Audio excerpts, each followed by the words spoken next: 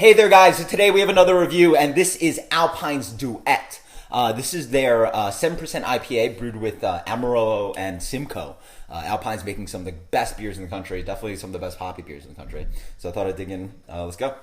So the beer comes in a nice kind of hazy kind of orange color. By the way, I actually took a sip, but then had to stop the video. So this is not like a fully sort of thought through review. I'm just re-reviewing after taking one sip, and then so this is somewhat spontaneous. I don't know how to explain it to you guys, but so yeah, this is nice and clear. This kind of golden amber color. Let's get the aroma on this. Yeah, that aroma is so interesting. Jesus Christ.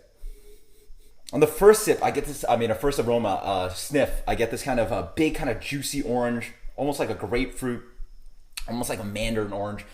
Hints of like tangerine kind of sweetness, a little bit of tropical. Underlying that is definitely the Simcoe, though. This is kind of pine, spicy, resinous character, a little bit dank.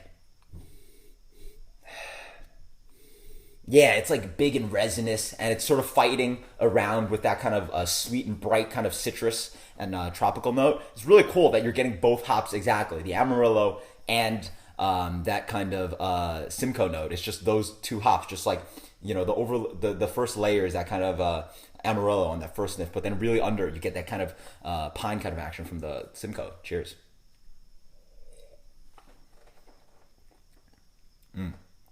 Oh, wow.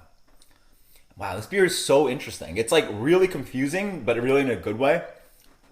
In the front, you get this smack of grapefruit, a lot of this kind of sweet orange as well, like a sweet mandarin orange, a little maybe a hint of this kind of pineapple note.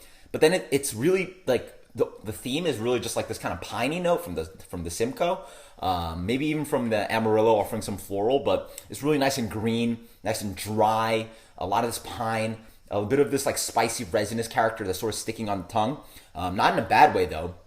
Sort of sticking to the tongue and giving the beer bitterness, but the beer is really clean and dry, and it's just like flying off the palate. It's a deliciously perplexing beer.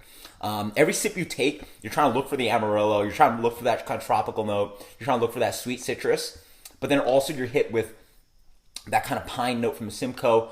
It's deliciously, you know, it's such an interesting beer because it's like a beautiful interweaving kind of play of the two hops. You're offered on the aroma and flavor with both citrus and tropical, this kind of juicy note, but then a lot of this kind of pine, this spicy, resinous, herbal note.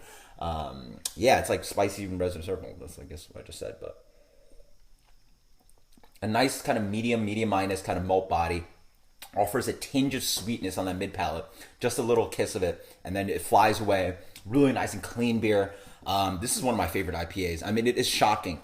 For me, this almost tastes slightly traditional because it's not those huge kind of like tropical passion fruit, peachy kind of notes that you get from Citra, Galaxy, Mosaic, whatever. It's not these kind of new age hops.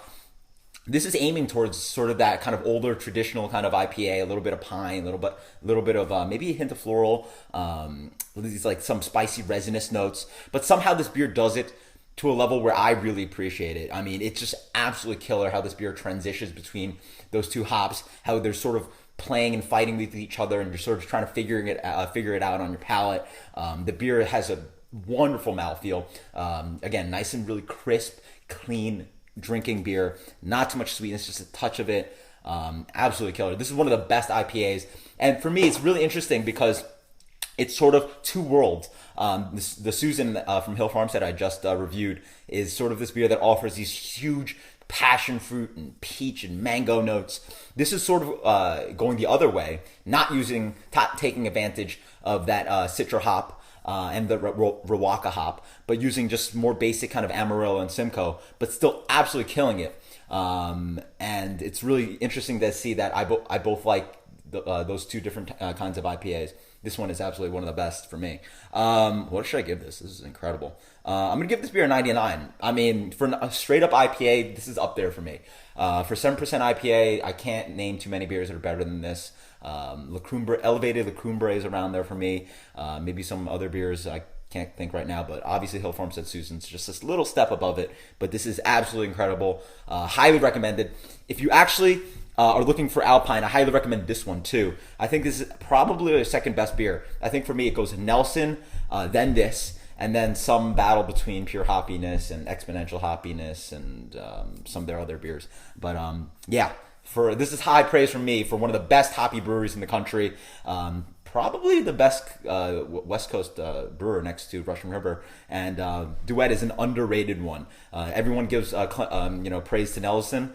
This one is one of the best, highly recommended. This is Alpine's Duet. Until next time, guys, cheers, later.